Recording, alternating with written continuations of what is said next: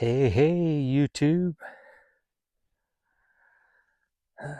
I'm just sitting out here waiting on the next big T-Rex to come walking by with my high caliber rifle. And I figured I'd take a little bit to talk about knives. What knives I prefer. I didn't realize it until recently, but knives are a real opinionated thing on the internet. Some people are really against uh, some of these knives I'm about to show y'all. I don't know why. They're sharp, they get the job done quickly. Yeah, maybe I do know why. I think uh, maybe a few people have a bit of a ego on being able to sharpen a knife really well, which I can appreciate, being able to sharpen up a good knife. And then I think even more so, the negative comments we see are probably people trying to sell cheap knives on the internet. Just my 2 cents. But anyhow, I'll start with one of the knives of conflict, and my most used knife.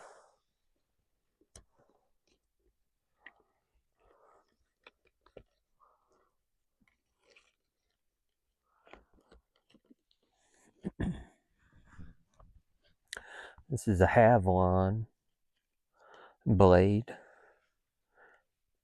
Havlon. Havlon knives. And this little joker here is bad to the bone.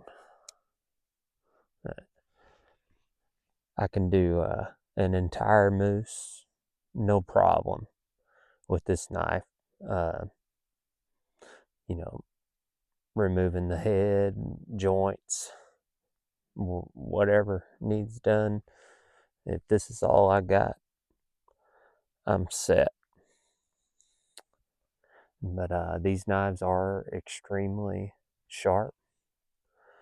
They are unforgiving if they touch you. It's essentially a razor blade or a surgical scalpel.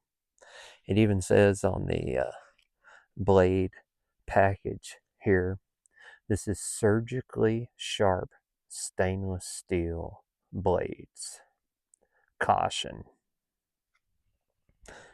They mean it.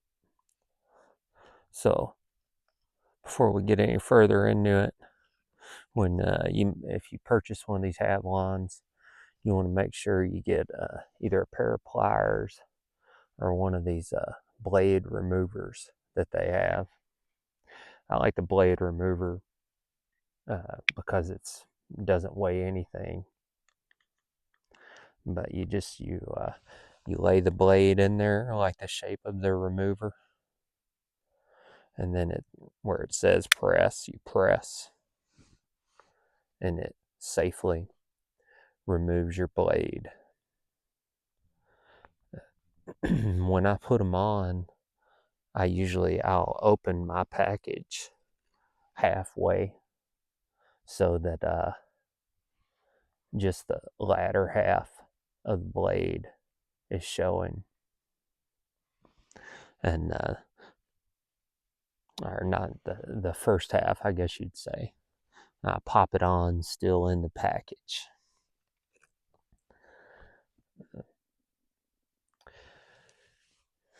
One complaint that I agree with is you should have some kind of plan to get rid of these blades when you're done with them.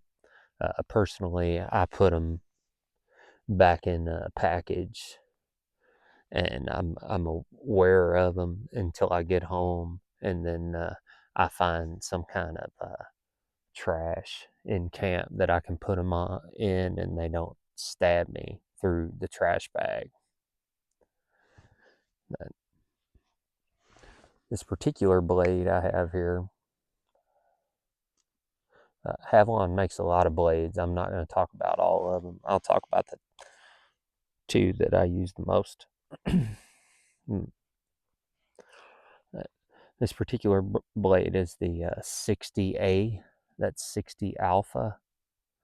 The 60 Alpha blade, well, they make two blades in this same shape, the 60 Alpha and the 60 XT. And the 60 Alpha isn't quite as sharp as the 60 XT, but it's thicker in diameter, so you don't break them as much. The last moose I did the entire body of the moose with 160 Alpha, and then once I was skinning the head out, I switched to a sharper blade.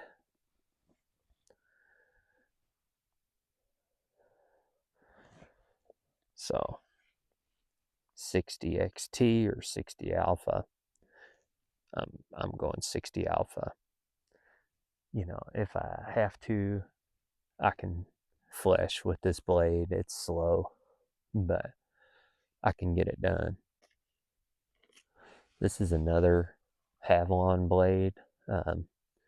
If you're new to turning ears, lips, nose, this is a great blade to have on hand. This is the 22 XT. It has a rounded tip to it. So you're working on an ear or something, it's a bit harder to go through the hide, mess up your ear. I'll just show you how I put these on. See, I just partially removed my blade from the package. And then the knife here has grooves. Probably hard to see, but it just sits in there like so. And so it's the 22 XT. So another knife I bring along sometimes, especially if I'm dealing with a bit bigger animal, is the Outdoor Edge. They've kind of been changing their name around and what have you lately. So it may be a slightly different name now. I just bought some new blades for it, and they had a different name on it. These knives are also very sharp. They make several blades for these. On this particular adventure, I brought their longer blade, so I can, if I choose, I can get in a little deeper around a hind quarter. But these Outdoor Edges, you want to keep them clean. Mine needs clean at the moment. And they make a shorter one of these. One of the advantages of this knife is it's still really good and sharp, and this blade's more sturdy than the Havilon. So if you're newer to opening things up, or just in general, a sturdy blade can be nicer. This just slides in there, and once it's in, it gives you a click. This one's dirty, so it's not clicking. I'd be real cautious. Pretty nice for an interchangeable blade. I don't have time to sit around and sharpen my knives. It's usually 9 o'clock, 10 o'clock at night when the animal hits the ground, and we're talking hours of work to get it processed. Ideally, I process an animal right away.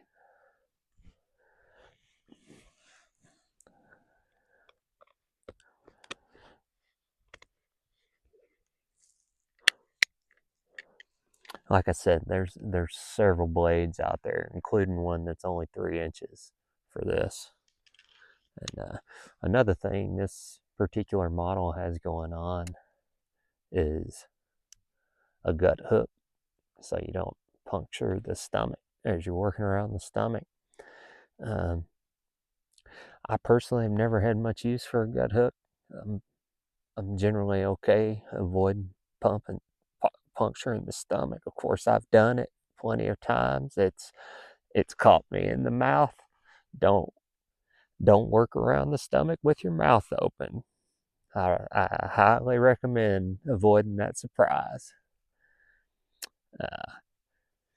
But one thing I have found I like this for is like cleaning your ribs off real good.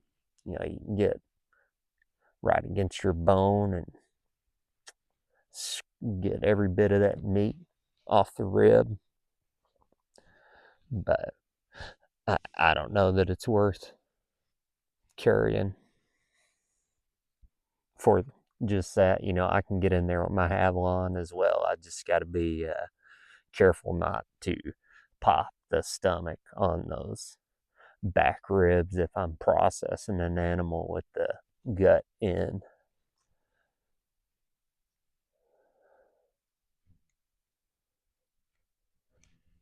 If you're ever going to leave an animal overnight, obviously you have to gut that animal very thoroughly. Only time you process one with guts in is when you can do it right away.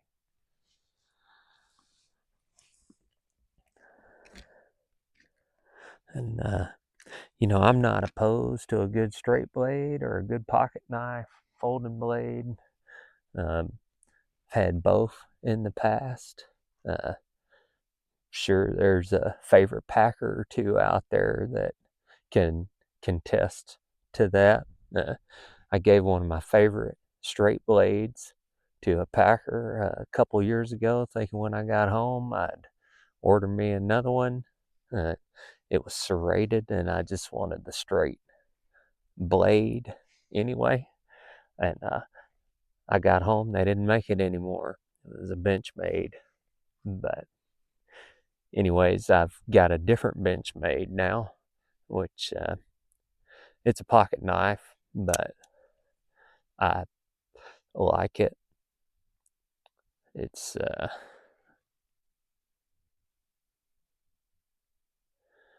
I'm not too sure what model this is, but it's heavy. It's got a good thick uh, shank. I don't know all the terminology of knives, but heavy and a thick blade is major criteria for me. I hope that I never get into a knife fight with anything, and if I do, it's probably a really bad day for me. Without a doubt, it's a bad day. But if it happens, it would be a worse day if my blade breaks in half the first time I stick it into something. So I feel like with this knife, it's Benchmade really puts their knives together well, and I feel like it'll hold up, and pretty fast too.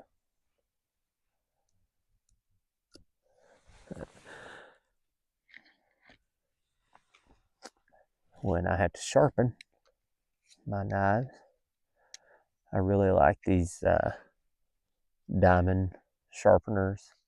It's got a different grit on each side. The name of the sharpener is called Diamond Machining Technology Incorporated,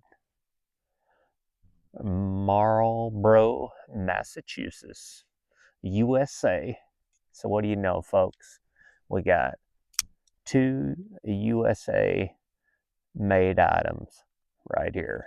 I love the United States of America. And if you don't like it, you can kiss my butt. Well, I hope this is helpful to some folks out there. Till next time, feel free to like and subscribe and take care.